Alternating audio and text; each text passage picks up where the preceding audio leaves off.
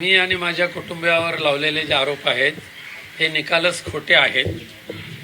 दुर्दैवाने गीतेश राऊत यांचं लग्न झाल्यानंतर त्यांच्या पत्नी ह्या मागच्या 3 वर्षापासून त्यांच्याबरोबर राहत नाही आहेत आणि त्यांनी तक्रारीमध्ये जे लिहिलेलं आहे की 2018 ते 2022 पर्यंत माझ्यावर अशा पद्धतीची अघोरी कृत्य केली जात होती आणि त्यामध्ये त्या तक्रारीमध्ये हेही लिहिलेलं आहे की ह्या बाबा बुवांकडे जाताना मी माझ्या आईवडिलांना सुद्धा घेऊन जायचं।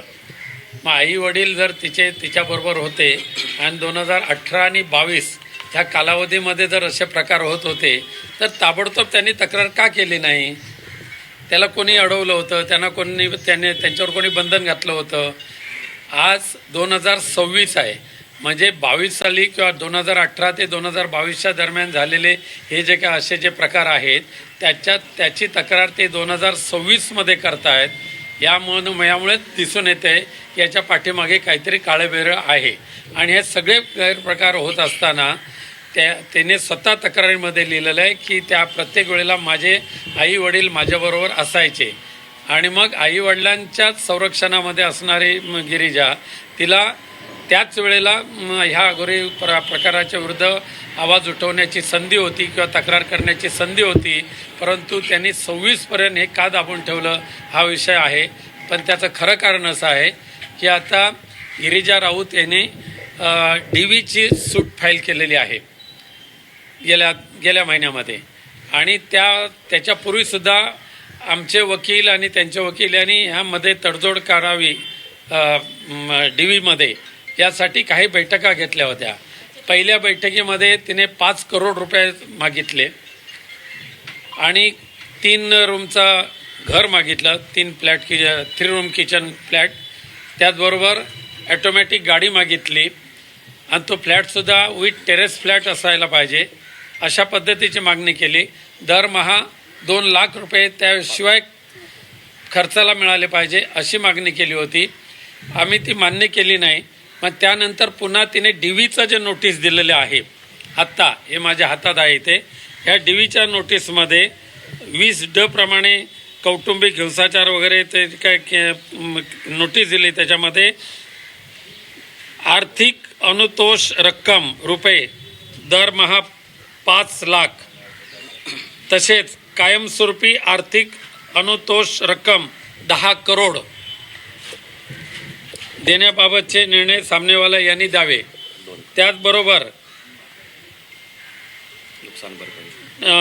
भावनात्मक त्रासापोटी जी नुकसान भरपाई आहे ती सुद्धा 2 करोड,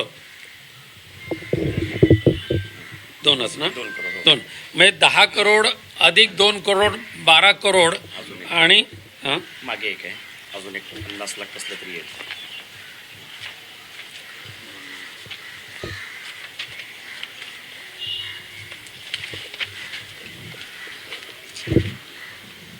भेटत नाही, ठीक आहे 50 लाख। त्याशिवाय म्हणजे हे 12 करोड रुपये मागितले DVच्या नोटीसमध्ये आणि त्याशिवाय दरमहा 5 लाख रुपये खर्च मागितलं। त्याशिवाय घर आणि गाडी ही मागणी तर कायमच ठेवलेली आहे आणि ही मागणी मान्य होणार नाही हे लक्षात ठेवून त्याने अशा पद्धतीचे खोटे नाटे आरोप आमच्यावर केलेले आहेत आणि ते आम्हाला मान्य नाहीत। तुम्हाला पोलीस स्थानकाकडून काही संपर्क करण्यात आला? आम्ही ही बाब आता पूर्णपणे न्यायालयाच्या अखत्यारीमध्ये आहे।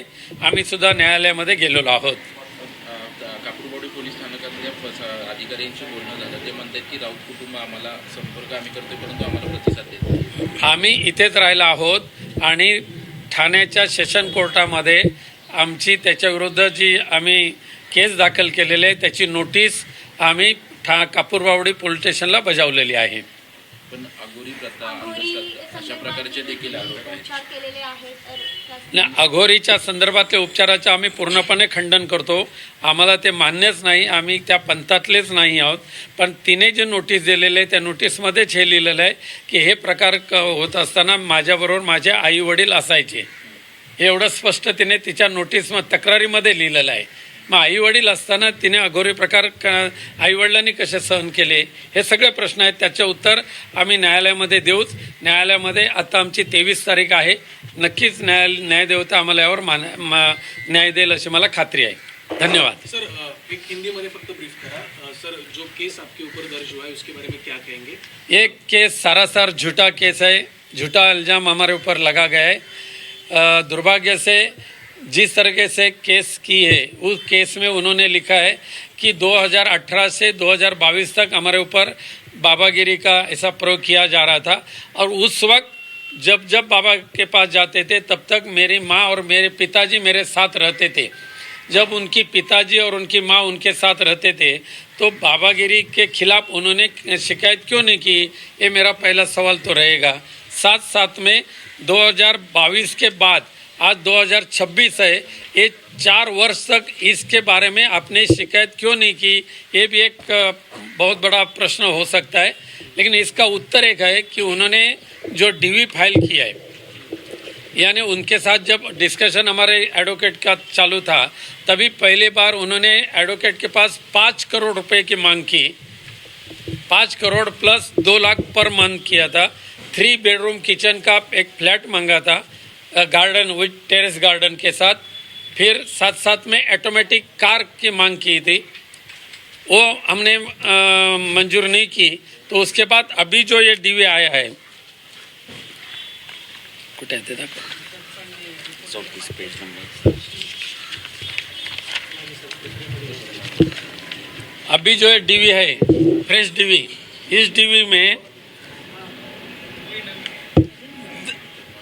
हर माह 5 लाख एवरी मंथ 5 लाख रुपए देना चाहिए. उसके बाद परमानेंटली 10 करोड़ की मांग उन्होंने की है. साथ साथ में और एक पॉइंट निकाल के उसने और 2 करोड़ की मांग की है, यानी 12 करोड़ उनको एक साथ मिलना चाहिए. साथ साथ में हर माह में 5 लाख रुपए की मांग की, और उसके बाद और भी घर और गाड़ी की डिमांड उनकी है. ये जो डीवी में अभी जो ये डिमांड किया है उसके ऊपर प्रेशर आना चाहिए और ये उनकी डिमांड मंजूर होनी चाहिए. इसके लिए ये शिकायत उन्होंने आज की, ऐसे मेरा कहना है. धन्यवाद.